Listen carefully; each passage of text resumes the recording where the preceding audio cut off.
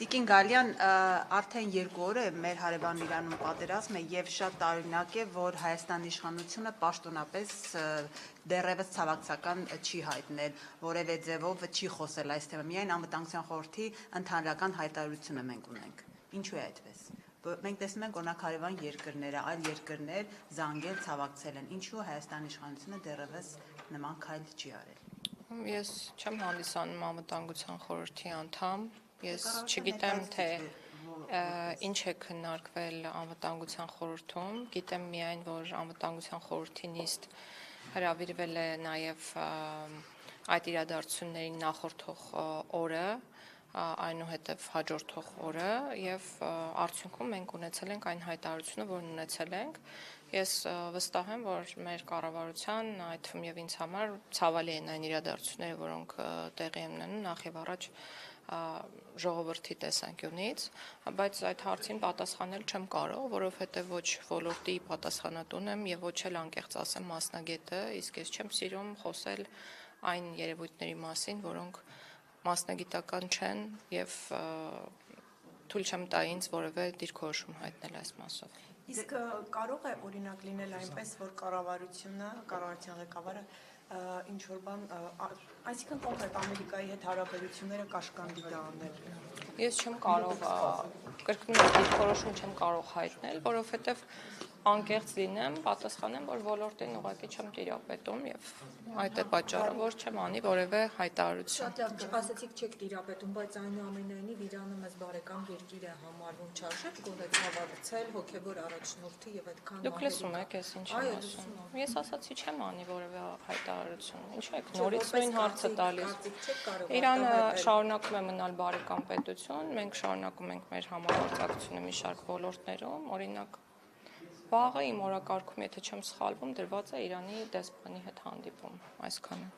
Տիկին Գալյան, դուք այս հարցին չեք արձագանքում, բայց տեսեք, դուք այս օրերին Ես արձագանքում եմ։ Չէ,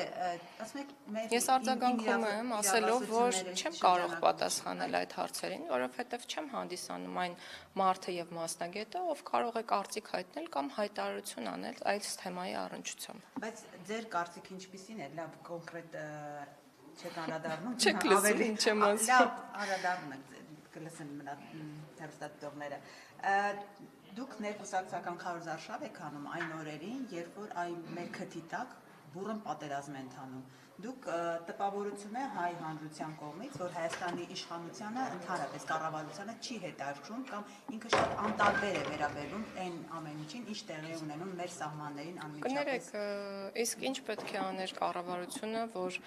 թվար, որ բացարձակ անտարբեր չէ այն ամենի հետ կապված, ինչ կատարվում է Հայաստանի Հանրապետության սահմաններից դուրս։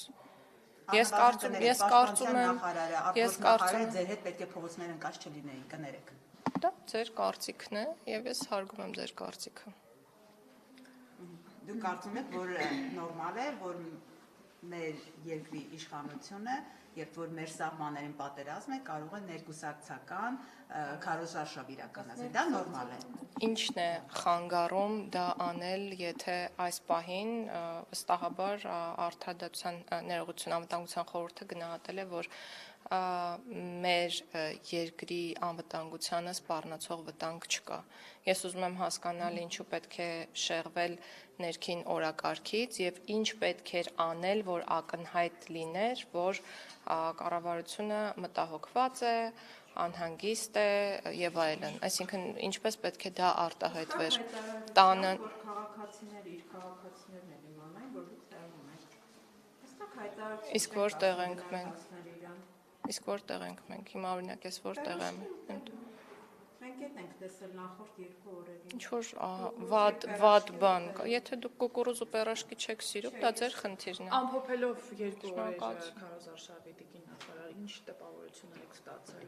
քաղաքացիները, ինչպես են վերաբերվում իշխանությանը, այ հաճախ են չէ՞ նշում ձեր քաղաքական օպոնենտները, որ հանրային աջակցության վարկանիշի ահռելի նվազում ունեք, դուք քաղաքացիների հետ շփումները ամփոփելով նման տպավորություն ստացել եք։ Նախ ներ կուսակցական կամ ներքին քարոզարշավի մասին է խոսքը եւ ոչ թե նախընտրական քարոզարշավի, բայց լավ առիթ է նաեւ քաղաքացիների հետ շփվելու եւ շնորհակալ եմ, որ այս հարցը տալիս եք։ Ինձ մոտ այդ շփումներից եւ ձեզ հետ շփումներից դիսոնանս է առաջանում, որովհետեւ ձեր հարցերը լսելով ես ինչ-որ ապոկալիպտիկ տրամադրություններ եմ սկսում ունենալ, մտածելով, որ մեզ մոտ ամեն ինչ վատ է, բայց ամեն ինչ վատ չէ